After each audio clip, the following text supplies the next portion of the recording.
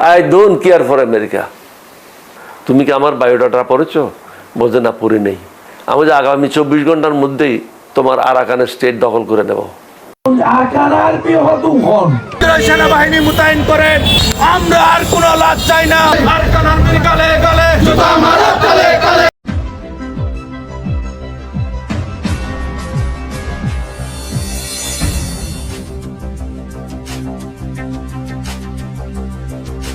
I don't care for America.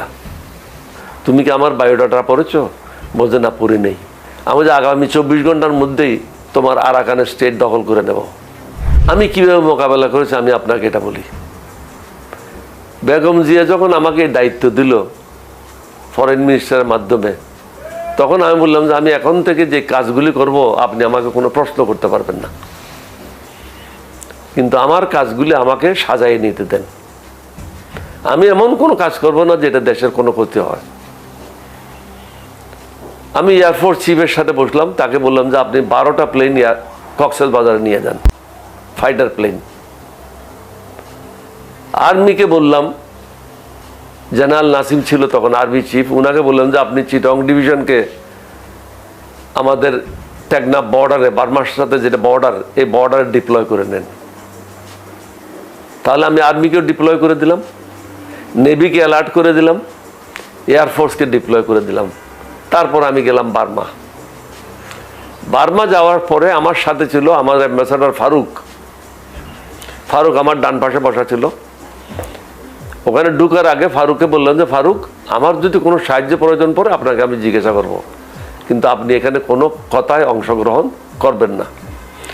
আমি যাওয়ার আগে তখন ইউএনডিপির প্রধান ছিল, ইউএনএইচসিআর এর প্রধান ছিল মিসেস ওগাটা। মিসেস ওগাটা স্পেশাল প্লেন নিয়ে ঢাকায় আসলো, ছুটির দিন ছিল রোববার, তখন রোববার ছুটির দিন। উনি সোজা আমার বাসায় এসে উঠলেন, আমেরিকান অ্যাম্বাসাডারকে নিয়ে, মাইলমকে নিয়ে। উনি এসে বললেন যে আমি তোমার কাছে আসছি, আমি জানি তুমি সফল হবে, তবে তোমাকে একটা কাজ করতে হবে, ইউএনএইচসিআর যেন ওখানে ঢুকতে পারে সেই ব্যবস্থা করতে হবে। তাহলে ডান, করে নেব।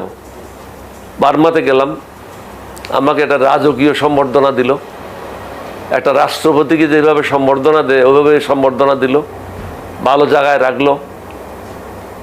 থানসুই, উনি ছিলেন রাষ্ট্রপ্রধান, তারা রাষ্ট্রপ্রধান বলতো না, স্লর্ক। উনার সাথে খুব ভালোভাবে কথা বললাম, ডিপ্লোম্যাটিক কথা যেটা বলে। এক পর্যায়ে উনাকে বললাম যে আপনি যদি রাজি হন, আমেরিকা থেকে আমি অনুরোধ করব ইউএনএইচসিআর এর লোকেরা এখানে আসবে, কারণ আপনি তো আমাদের লোক, যারা ফেরত যাবে তো আপনার লোক, এদেরকে খাওয়াও দিতে পারবেন না, তাদের ঘর বাড়িও দিতে পারবেন না, গরু ছাগলও দিতে পারবেন না, তাদের রিহ্যাবিলিটেশনের জন্য বিরাট অঙ্কের টাকা লাগবে, যেটা বার্মার পক্ষে করা সম্ভব না। সুতরাং ইউএনএইচসিআরকে কাজটা ছেড়ে দেন। উনি ঠিক আঙ্গুলটা এরকম করে বলে দেয়, I don't care for America. আমাকে পিছু যেতে হলো, কারণ না হলে উনার আঙ্গুলটা আমার নাকে লেগে যেত। এই একটা অবস্থা সৃষ্টি করলো। তখন আমি বললাম যে এক্সেলেন্সি, আমি তোমাকে কিছু কথা বলতে চাই, এখন তুমি মনোযোগ দিয়ে শুনো।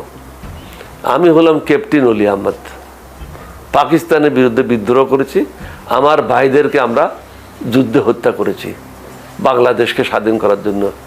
এই ক্যাপ্টেন অলির সাথে তুমি বসো। তুমি কি আমার বায়োডাটা পড়েছো? বলছে না, পড়ি নেই। আমি যে আগামী 24 ঘন্টার মধ্যেই তোমার আরাকানের স্টেট দখল করে নেব। আমার অলরেডি ডিভিশন পজিশন আছে, এয়ারফোর্স পজিশন আছে, নেভি পজিশন আছে। তুমি কি করবা? তোমার তো 1000 কিলোমিটারের উপরে যেতে হবে, তুমি পৌঁছার আগেই তোমার জায়গা আমি দখল করে নেব। Thank you very much, I have finished my discussion with you. এটা বলে আমি উঠে চলে গেলাম। ফরেন মিনিস্টার ছিল একমাত্র সিভিলিয়ান, উনি কাঁপতেছিল। উনি বাইরে বেরিয়ে আমাকে বলল, ভাই আমি তো একমাত্র সিভিলিয়ান, বাকি সব তো আর্মি জেনারেল আর ব্রিগেডিয়ার, আজকে বোধহয় আমার চাকরিটা গেল। আমি দুঃখিত, but I love my country, I fought for, আমি আমার দেশের জন্য যুদ্ধ করেছি, আমার দেশকে আমি ভালোবাসি, না হলে আমি বেঈমান, আমি মোনাফেক। আমার দেশের ঊর্ধ্বে আর কিছুই নেই আমার কাছে। সুতরাং আমার যেটা বলার দরকার আমি সেটাই বলেছি। আরাকান আমাদেরকে নিতে হবে, এটা চট্টগ্রামের একটা অবিচ্ছেদ্য অংশ। আমি তোমার রাষ্ট্রপতিকেও বলেছি।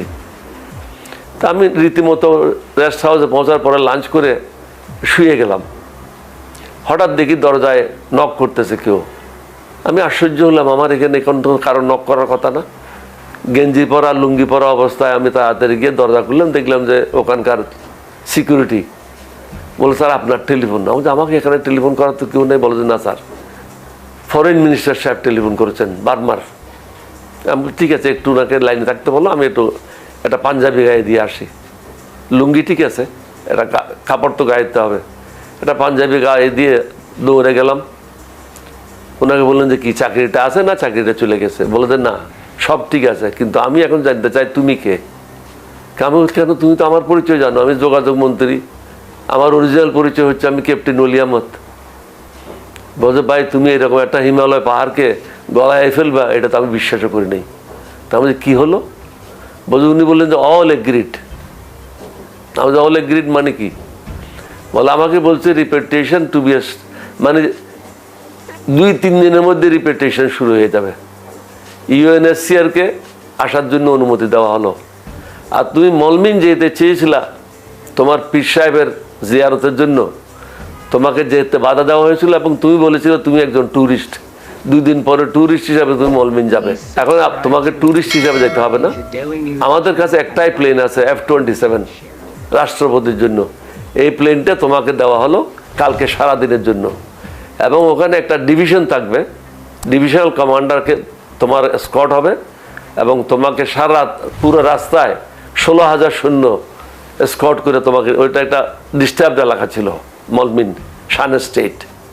প্রায় 12,000-এর উপরে সৈন্য আমাকে ওই দিন পুরো রাস্তায় পাহারা দিল।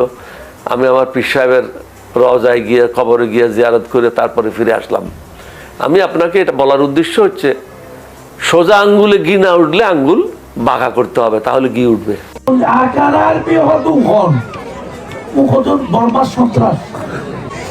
আমি এখান থেকে আজকে বাংলাদেশ সরকারকে, এখানে এই মানুষের সামনে থেকে আমি বাংলাদেশ সরকারের দৃষ্টি আকর্ষণ করতে চাই।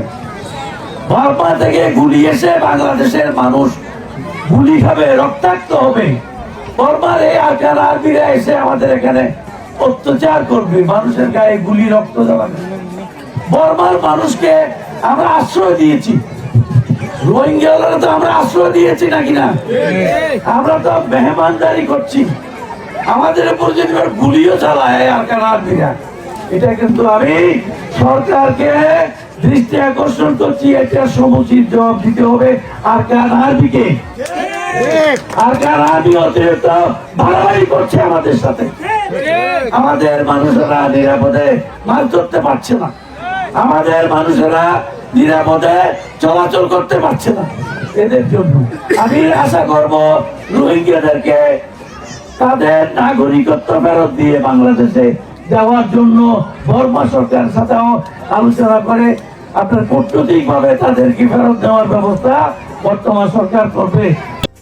আমার বোন মরল কেন? প্রশাসনের জবাব চাই। আমার ভাই মরল কেন? প্রশাসনের জবাব চাই। সীমান্তে হত্যা কেন? প্রশাসনের জবাব চাই। আরকান আর্মির গালে গালে জুতা মারো, তালে তালে জুতা মারো, তালে তালে আরকান আর্মির গালে গালে। আমার বোন মরল কেন? প্রশাসনের জবাব চাই। প্রশাসনের জবাব চাই। আমার বোন মরল কেন? প্রশাসনের জবাব চাই। আমার বোন মরল কেন? সীমান্তে হত্যা কেন? প্রশাসনের জবাব চাই। প্রশাসনের জবাব চাই। সীমান্তে হত্যা কেন? আরকান আর্মির গালে গালে জুতা মারো, তালে তালে জুতা মারো, তালে তালে আরকান আর্মির গালে গালে। সীমান্তে হত্যা কেন? প্রশাসনের জবাব চাই। আমার বোন মরল কেন? প্রশাসনের জবাব চাই। আমার ভাই মরল কেন? প্রশাসনের জবাব চাই।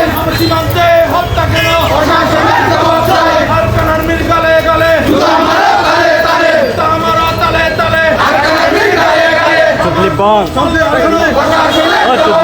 আমার ভাই মরল কেন? প্রশাসনের জবাব চাই। সীমান্তে হত্যা কেন? প্রশাসনের জবাব চাই। সীমান্তে হত্যা কেন? প্রশাসনের জবাব চাই। আরকান আর্মির গালে গালে জুতা মারো, তালে তালে জুতা মারো, তালে তালে আরকান আর্মির গালে গালে। সীমান্তে হত্যা কেন? প্রশাসনের জবাব চাই।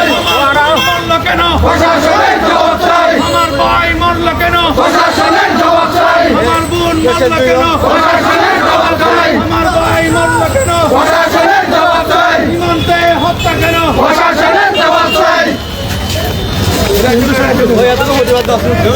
দর্শক ইতিমধ্যে আপনারা দেখতে পাচ্ছেন টেকনাফ যে বিশেষ করে আমার বোন হুযায়ফা কেন গুলিবিদ্ধ হয়েছে, আমার বাইক কেন বিস্ফোরণে পা বিচ্ছিন্ন হয়েছে। আমরা প্রশাসনের ভাইদেরকে বলতে চাই, ডক্টর ইউনূস সরকারকে বলতে চাই, আপনারা অতি শীঘ্রই সীমান্তে যে সীমান্ত বর্ডার গার্ড বাহিনী আছে, যে কোস্ট গার্ড বাহিনী আছে, আপনারা অতি শীঘ্রই সেনাবাহিনী মোতায়েন করেন, আমাদের এলাকাবাসীকে নিরাপত্তা দিন। আমরা আর কোনো লাশ চাই না, আমরা আর কোনো গুলিবিদ্ধ হতে চাই না। আপনারা যারা রোহিঙ্গাকে এখানে মেহমান হিসেবে জায়গা দিয়েছেন, আপনারা তাদের রোহিঙ্গা ক্যাম্পগুলোকে সিলগালা করে দেন। আমরা অন্যথায় টেকনাফ উপজেলার সর্বস্তরের জনসাধারণ প্রতিবাদ করে তুলব। আমরা টেকনাফ বদল করে দিতে বাধ্য হব না। টেকনাফবাসীর আজকে আমার ভাই, আমার বোন চট্টগ্রাম মেডিকেলে চিকিৎসাধীন রয়েছে, তার সুচিকিৎসার যেন ব্যবস্থা হয়, সরকার যেন সুচিকিৎসার ব্যবস্থা করে। আমাদের বিএনপির পক্ষ থেকে এই উদাত্ত আহ্বান জানিয়ে আমি আমার বক্তব্য শেষ করছি। এই পর্যায়ে আজকের মিছিল ও পথসভা এখানে